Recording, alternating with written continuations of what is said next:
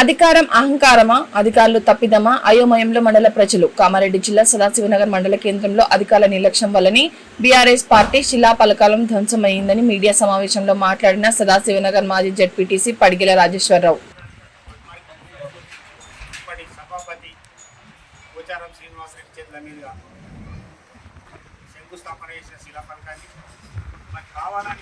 కాంగ్రెస్ నాయకులు శిలాఫలకాన్ని కూల్చడం సమంజసం కాదు.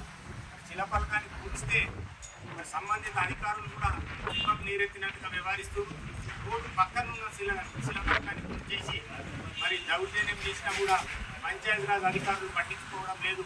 ఈ శిలాఫలకమే కాదు, గ్రామ పంచాయతీలో ఉన్న గ్రామ పంచాయతీ శంకుస్థాపన చేసిన శిలాఫలకాన్ని కూడా కూల్చేసి మరి శిలాఫలకాన్ని కూల్చితే జాగ్రత్త, ఖబర్దార్.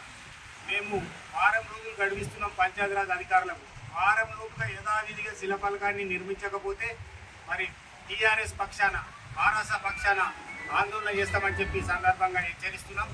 మరి ఏది ఏమైనా మీరు అభివృద్ధి చేసి ప్రజల మన్ననాలు పొందాలా కానీ ఏదో శిలాఫలకాలు కూలగొడితేనో ఇంకేదో చేస్తేనో ఏమో సాధిస్తామని అనుకుంటే మరి అది సమంజసం కాదు. ఇది కాంగ్రెస్ నాయకులకు ఒక విధంగా హెచ్చరిక.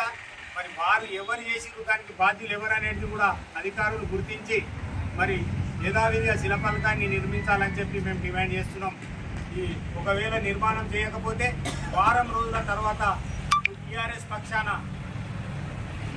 పక్షాన ఆందోళన చేస్తామని చెప్పి ఈ సందర్భంగా హెచ్చరిస్తున్నాం. మరి ఇక్కడ ఈ సమావేశంలో ఈరోజు మరి అక్కడ కూలగొట్టిన శిలాఫలకాన్ని పరిశీలించినాం. మరి అధికారుల పంచాయతీరాజ్ ఏఈ సురేష్తో కూడా మాట్లాడినాం. త్వరలోనే అది నిర్మాణం చేపడతామని చెప్పడం జరిగింది.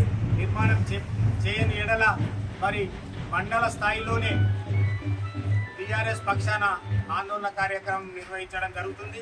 ఈరోజు మరి స్థానిక మాజీ సర్పంచ్ పద్దం శ్రీనివాసరెడ్డి గారు, మరి టీఆర్ఎస్ సీనియర్ నాయకులు, ఉద్యమకారులు మరి అశోక్ రెడ్డి గారు, బాలరెడ్డి గారు, మరి నాయక్ సాయన్న గారు, మరి మాజీ కోప్షన్ మెంబర్ అల్తాఫ్ గారు, మరి రాజన్న గారు, మరి మాజీ ఉప సర్పంచ్ డాకయ్య గారు, రాజన్న గారు, మరి కొమ్ము సాయిల్ గారు అందరం కూడా ఈరోజు పరిశీలించడం జరిగింది.